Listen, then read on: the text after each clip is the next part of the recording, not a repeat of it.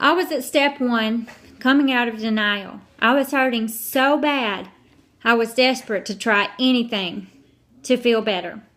I started the 12 steps, and I learned what I struggled with, and that I had a pattern of bad choices. I started opening up and sharing things I never could with other awesome women in my group. The strangest thing happened. They loved and accepted me just like I was. I got a sponsor who not only prayed for me but became my sister. Sean, Bree, and my parents became my support system. As God started to heal me, I had remorse for the things I had done to hurt people, and I had guilt for the relationship that I was in. I asked God to fix my circumstances to where I could go live with my parents. My heart was ready to take the next step to God. Living with them put a strain on our relationship. However, it was good to see they loved me, even as a train wreck. Their love was unconditional and healthy. I turned over my finances to them as I had racked up quite a debt trying to be happy. After a couple months, I felt my parents were controlling me instead of letting God. I felt no matter what I did, I was never going to be the person they wanted me to be. After I finished the 12 Steps class, I was grateful to my parents, but I was still resentful. I started backsliding. I stopped attending church and celebrate. It didn't take long before my pride got in the way, and I thought I can handle my sexual addiction, but I couldn't. I turned back to my understanding instead of God's. My consequences were another unplanned pregnancy. Lost credibility, lost trust, and having to start all over again.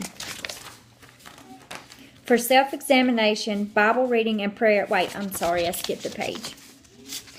Okay, so I was at having to start over. Okay, my unplanned pregnancy was just what I needed to take God seriously. I found out I was pregnant the day after I turned 30, and I was literally devastated facing the decision whether I had to give up my child for adoption. I was scared, I was angry, I was depressed. I began attending Celebrate Recovery again, and it became my safe haven to discuss my fears and anxiety. My friends in small groups supported me in love and acceptance. It was through their encouragement I began working the first principle.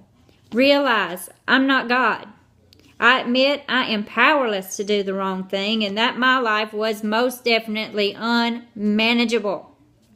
That was easy enough. My life was out of control. Principle 2 is believe God exists, that I matter to Him, and He has the power to help me recover. I knew this was true. God does have the power to help me recover.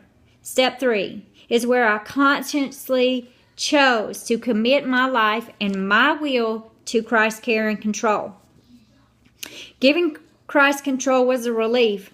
My control had caused me so much heartache, I wanted Him to fix it. I was willing to work on Principle 4, openly examine and confess my faults to myself, to God, and to someone I trusted. Coming clean lifted a huge weight off me. I confessed not only to my sponsor, but also my pastor, who made it public in church. This decision allowed my church family to love me, encourage me at a time I desperately needed both. I worked Principle 5. I voluntarily submitted to every change God wanted to make in my life and humbly asked Him to remove my character defects. I was pregnant and God began changing me. It was during this time I earned back credibility I lost with my friends and family. Principle 6 is evaluate my relationships. Offer forgiveness to those who have hurt me and make amends for harm I have done to others. This principle was crucial in restoring the relationship between me and my stepmom. I had learned these steps in Celebrate Recovery. It was putting them into practice that helped turn my life around.